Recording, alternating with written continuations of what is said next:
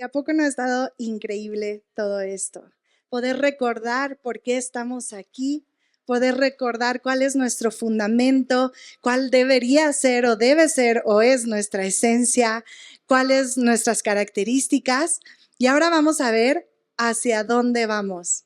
¿Por qué? Porque podríamos encerrarnos aquí, memorizarnos un montón de cosas. ¿Y eso al mundo de qué le serviría? Entonces vamos a ver que el día de hoy somos una iglesia que tiene una misión global y una misión local. Eso que vemos ahí es un mundo y hay una carta envuelta como regalo. Y nuestra misión es así de sencillo, entregarle esa carta al mundo, darle ese mensaje que el Señor nos dio para el mundo, para poder llevarlo a ellos.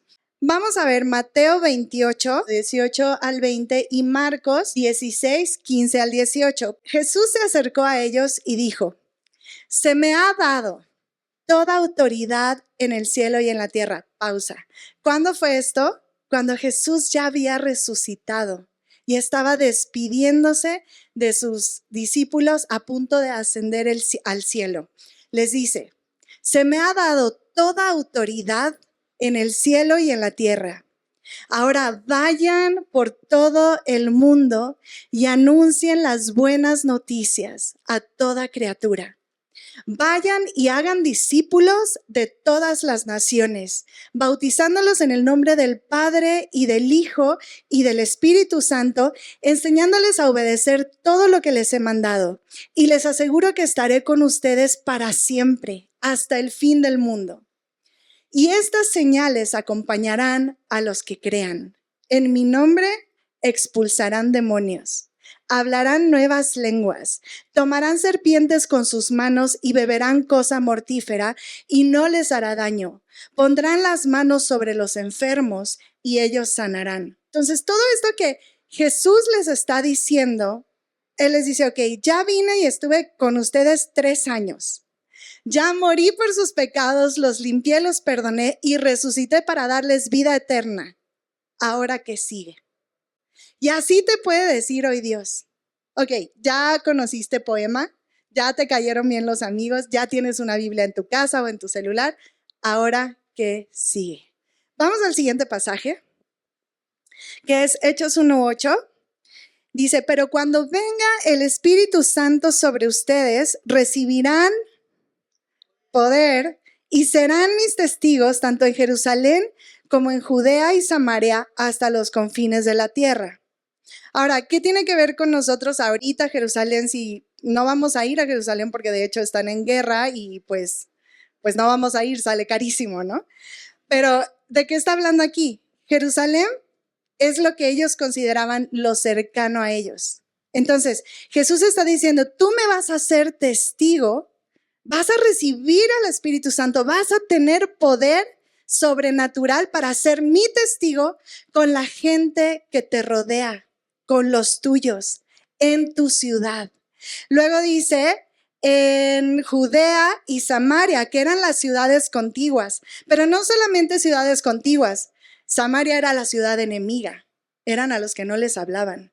A nosotros hoy Dios nos está diciendo: tú me vas a ser testigo con aquellos que están un poco más lejos de ti, con aquellos que no tienen tanto en común contigo y con aquellos que te es difícil amar como grupo político, como grupo subversivo, como grupo de estilo cultural, como grupo de contexto diferente, como grupo de ahorita no sé a quién le vas, a Jerusalén, a Palestina, a Ucrania, a Rusia, a Estados Unidos, a Japón, no sé, o sea, a quién le vayas, qué chido, pero al otro también tienes que amarlo, también tienes que ser testigo para aquel que te cuesta trabajo.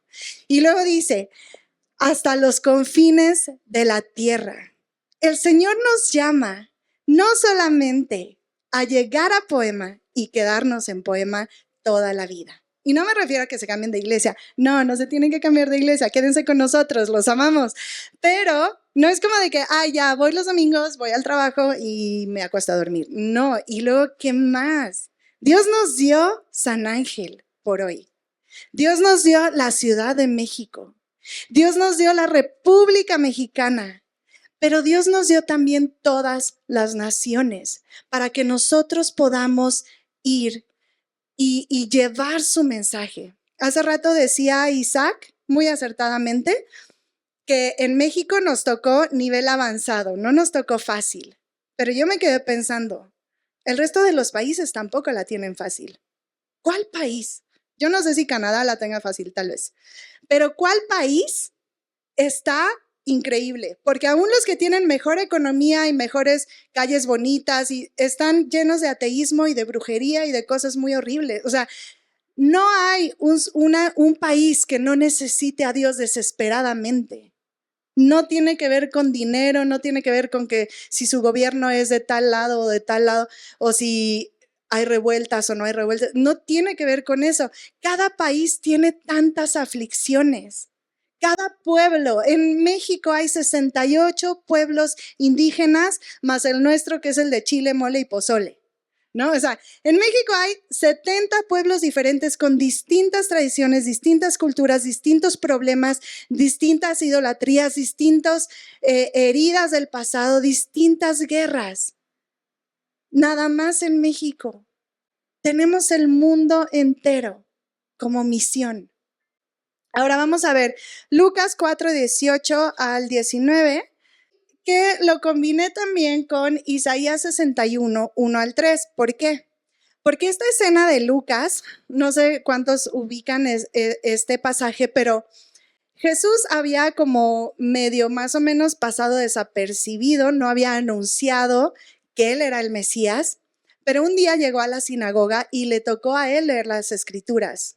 Y él dijo, voy a leer este pasaje del profeta Isaías, que había sido escrito 600 años antes, 800 años antes. Y él empieza a leer esto y ahí es donde les dice, hoy se cumple esto que se escribió hace 800 años. Lo que él leyó, aquí mezclé lo que está narrado en Lucas y lo que está narrado en Isaías. Y dice, el Espíritu del Señor está sobre mí porque me ha ungido para anunciar buenas noticias a los pobres. Me ha enviado a sanar a los corazones heridos, a proclamar libertad a los cautivos y dar vista a los ciegos, a poner en libertad a los oprimidos, a pregonar el tiempo del favor del Señor y el día de la venganza de nuestro Dios, a consolar a todos los que están en duelo y a confrontar a los dolientes de Sión. Me ha enviado a darles una corona en vez de cenizas, óleo de alegría en vez de luto, vestidura de alabanza en vez de desaliento, para mostrar su gloria. Todo esto es lo que Jesús dijo, el Espíritu del Señor, que vino sobre él en forma de algo similar a una paloma cuando él fue bautizado y fue ungido por el Espíritu Santo. Él se paró y dijo, es para esto. Es para esto, no es nomás así como de que un detalle nomás ahí para que todos vieran que él era muy guau. No, tenía una función. El venir a la tierra no solamente era para pagar nuestros pecados, tenía una función terrenal, inmediata. No solamente era para la eternidad, para la vida eterna, era para todos aquellos que vivían en esos caminos, en esos pueblos, en esas ciudades por donde él iba a caminar. Todos aquellos que iban a tener contacto con él. Jesús 3 años hizo esto. Trastornó por completo todas las mentes, todas las ideas, todo lo que existía en aquel momento. Mucha gente le creyó, muchos otros decían cosas horribles. Lo crucificaron precisamente por atrevido. Bueno, porque estaba escrito, pero el pretexto que usaron fue de que cómo se atreve a decir que Él es. Después de lo crucificaron, resucitó al tercer día. Ahí cambió toda nuestra historia por toda la humanidad. La humanidad fue hasta el abismo, tomó las llaves de la vida y la muerte, nos hizo libres y regresó a la tierra por 40 días, me parece. Y les dijo esto, al final de los 40 días, les dijo esto. Pero les dijo lo que vimos en la anterior, que decía, pero cuando venga el Espíritu Santo sobre ustedes, recibirán poder y serán mis testigos. Primero, cuando él habló en la sinagoga, el Espíritu Santo había venido sobre él para hacer todas estas cosas. Después dijo, ahora el Espíritu Santo va a venir sobre ustedes. ¿Y para qué creen? ¿De adorno? Para darnos poder, para continuar lo que Él inició, para vivir la vida como Él la vivió. Dice incluso la Biblia que cosas más grandes que las que Él hizo haríamos nosotros. Cosas más grandes. No nos poquiteemos. Cuando te veas al espejo ya deja de ningunearte, de pelucearte, de poquitearte, de cualquier verbo que te hunda, que te haga sentir que tú no eres suficiente, que tú no puedes. El Espíritu Santo está sobre ti. El mismo Espíritu Santo que estuvo sobre Jesús, el mismo Espíritu Santo en la misma porción, en la misma abundancia, con el mismo poder, está sobre ti para algo, no es de adorno, es para algo. Cuando a veces en nuestro cumpleaños o en Navidad tenemos la fortuna de que nos regalen cosas y siempre hay algo que dices, ay, ¿esto para qué lo voy a usar o cuándo lo voy a usar? ¿No? O sea, hay regalos que dices, bueno, ok, ¿no? Pero está padre el detalle. Bueno, ¿qué creen? Dios no solo tuvo un detalle con nosotros al darnos el Espíritu Santo. No solamente dijo, ay, les voy a dar algo para que sientan que los quiero. Sí sentimos que nos quiere. Sí estamos muy contentos de que nos dio a su Espíritu Santo. Pero ¿para qué nos lo dio? No nos lo dio nada más para que nos creamos que somos la religión correcta. Nos lo dio para trastornar este mundo, el mundo que no lo conoce. No nos lo dio para ser estrellas de alabanza en el mundo cristiano. Predicadores famosos en el mundo cristiano, la iglesia más cool, más chic, más guau en el mundo cristiano. Eso no es triunfar, ser famosos en el mundo cristiano, eso no es cumplir la misión. Qué padre que alguien pueda ser conocido y que haga videos de predis, qué bueno, véanlos en vez de estar viendo cualquier tontería, ¿no? O sea, qué bueno que haya materiales cristianos, pero esa no es la misión. Déjenme les digo algo, ese no es el ministerio. Lo que el mundo que no conoce a Dios, lo que el mundo que está en tinieblas pueda ver de luz en ti, eso es tu ministerio. Ahí es donde tú estás triunfando, ahí es donde tú estás brillando, fuera de estas cuatro paredes. Vamos al siguiente pasaje, Isaías 58, del 5 al 10, es Dios hablando. ¿Acaso el ayuno que he escogido es solo un día para que el hombre se mortifique y solo para que incline la cabeza como un junco y se ponga ropa de luto y se cubra de ceniza? ¿A eso llaman ustedes día de ayuno y el día aceptable al Señor? El ayuno que yo he escogido no es más bien romper las cadenas de injusticia y desatar las correas del yugo, poner en libertad a los oprimidos y romper toda atadura. ¿No es acaso el ayuno compartir tu pan con el hambriento y dar refugio a los pobres sin techo, vestir al desnudo y no dar la espalda a los tuyos? Si así procedes, tu luz despuntará como la aurora y al instante llegará tu sanidad. Tu justicia te abrirá el camino y la gloria del Señor te seguirá. Llamarás y el Señor responderá, pedirás ayuda y Él dirá, aquí estoy. Si desechas el yugo de opresión, el dedo acusador, la lengua maliciosa, si te dedicas a ayudar a los hambrientos y a saciar la necesidad del desvalido, entonces brillará tu luz en las tinieblas y como el mediodía será tu noche. Así o más claro. Como decía Yael, es un libro bastante gordo y a veces hemos leído solamente 3 párrafos. Yo no sé cuántos habían leído esto, pero con esto tienes. Con esto tienes para saber qué hacer con tu vida. Con este pedacito tienes. Ser cristiano no se trata de salvar nuestro pellejo del infierno, como de irnos a esconder a una covachita y decir aquí.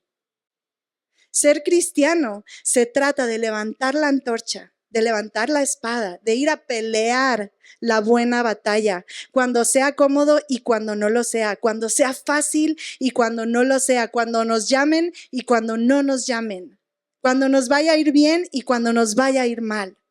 Ser cristiano es levantarnos, esforzarnos, ser valientes, no sentarnos.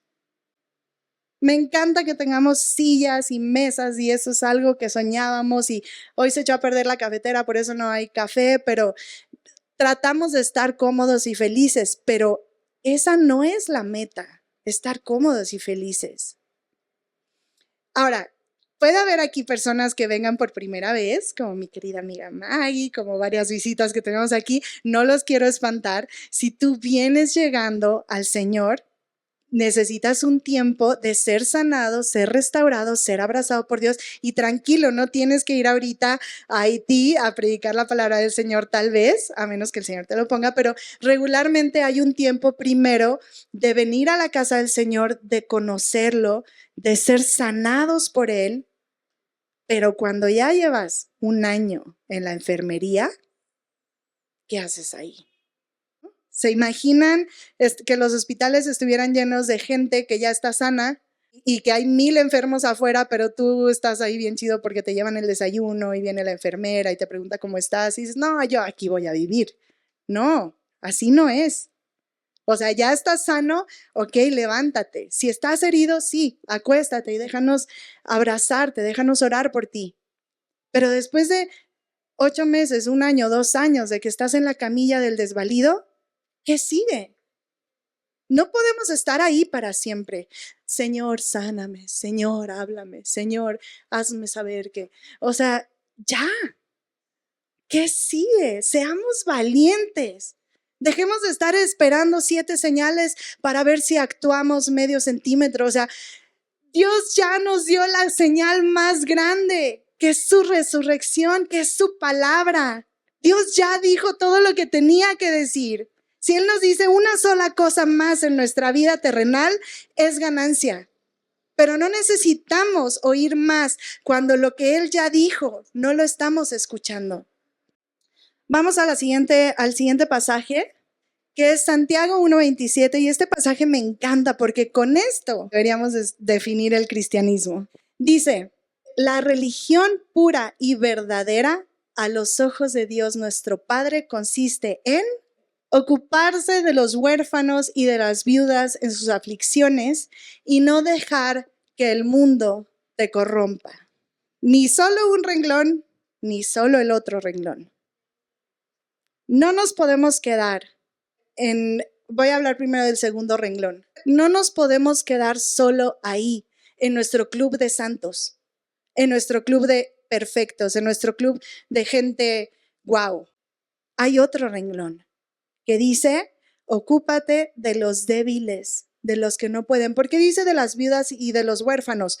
Porque eran los que en aquella cultura no podían sustentarse a sí mismos, ¿no? O sea, una mujer que se moría a su esposo no tenía una beca del bienestar, no tenía seguro social, no tenía muchísimas cosas, ¿no? Y no es que, bueno, ya tienen beca y seguro, entonces ya no hay que ayudarlos. No, está hablando de un concepto de cuando tú ves la necesidad en tu hermano, tienes que hacer algo y eso demuestra que Dios está en ti.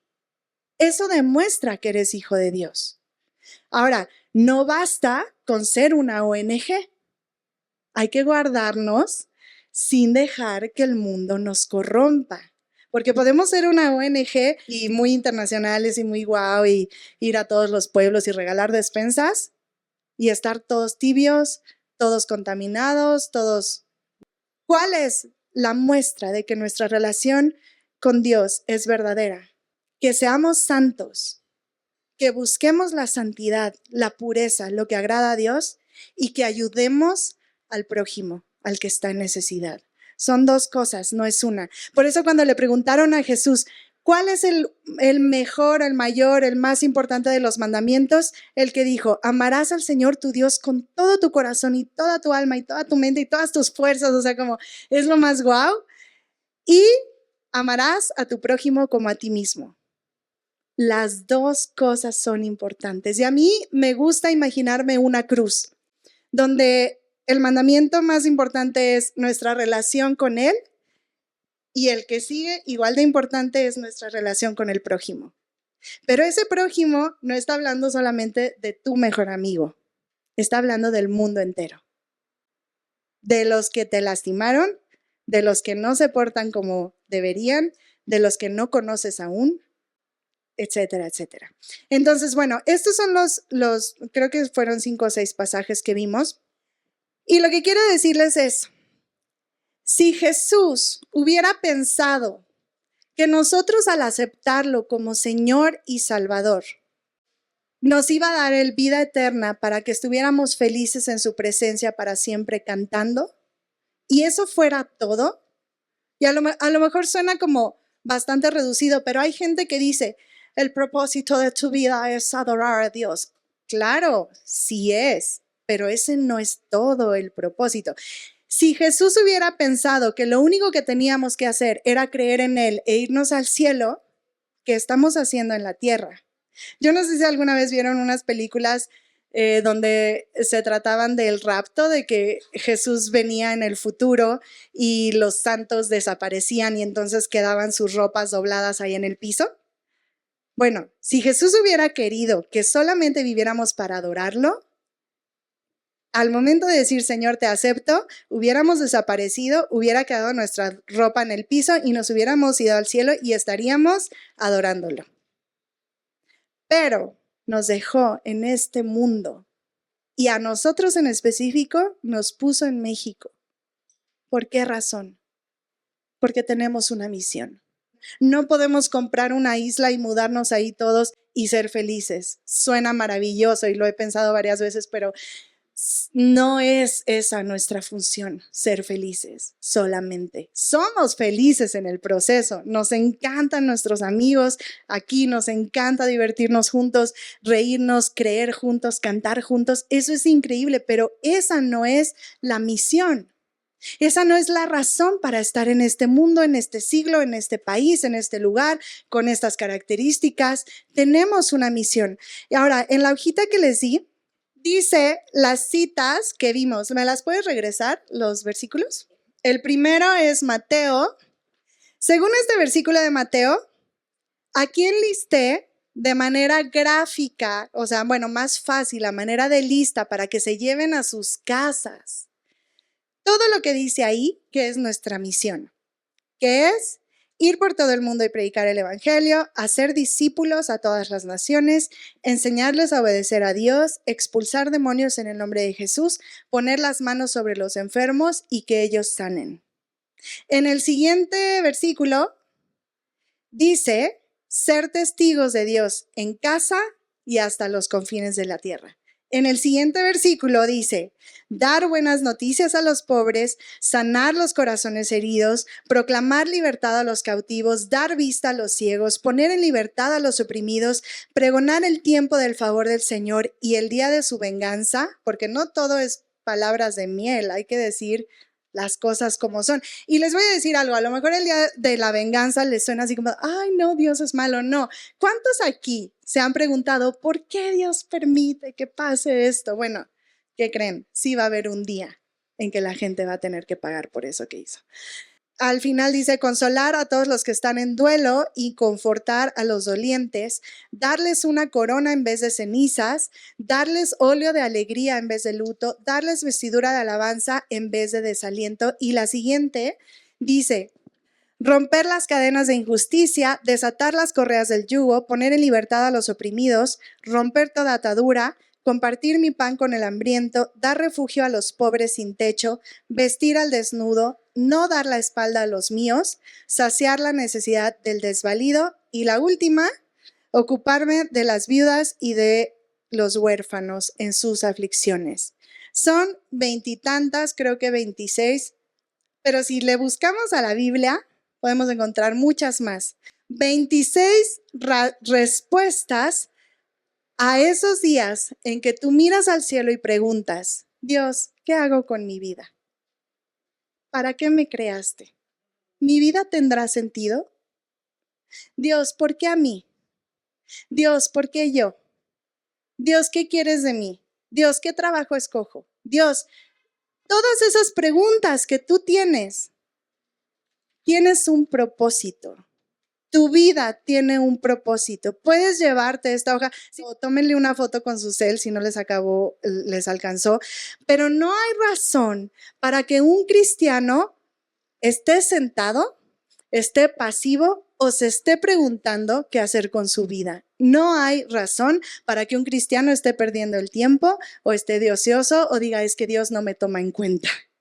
Aquí hay muchísimas razones para que tu vida pueda estar en acción todos los días, para que tú te puedas sentir escogido, llamado, especial, ungido por el Señor. El Espíritu Santo está sobre ti y tiene grandes expectativas de lo que va a hacer contigo. Ahora vamos a ver esta segunda parte que está abajo que dice, ¿qué es iglesia? Usualmente antes de hoy, ¿tú qué hubieras pensado que es iglesia? Si alguien te pregunta, ¿qué es tu iglesia o por qué vas a la iglesia? Y yo puse aquí lo que pensaba y puedes rellenarlo con otras cosas, ¿no? Reunión, domingo, amigos, culto. ¿Por qué? Porque a veces decimos, ay, no he ido a la iglesia, ay, no sé qué iglesia ir, ay, estoy buscando iglesia. O sea, tenemos la idea de iglesia como reunión, domingo, amigos, culto. Pero ¿qué creen? Hay otra columna ahí a la derecha que dice, conforme a lo que vimos ahorita, lo que es la iglesia. La iglesia es el cuerpo de Cristo, la novia de Cristo, el ejército de Dios, los que trastornan al mundo, el poema de Dios al mundo, los que alimentan a los pobres, los que cuidan a las ancianas y los huérfanos, los que anuncian libertad a los cautivos, los que anuncian vista a los ciegos, los que anuncian el tiempo de la paz del Señor, misioneros, predicadores, profetas de Dios a las naciones, la luz del mundo, la sal de la tierra. Y si tú sigues leyendo la Biblia, llenarías todo esto y hojas y hojas y hojas de lo que es ser iglesia. No tiene nada que ver con un local o con un estilo o con unos micrófonos. La iglesia somos tú y yo para algo. Estamos en este mundo para trastornarlo con el fuego, la pasión y el amor de nuestro poderoso Dios. Que Dios les bendiga.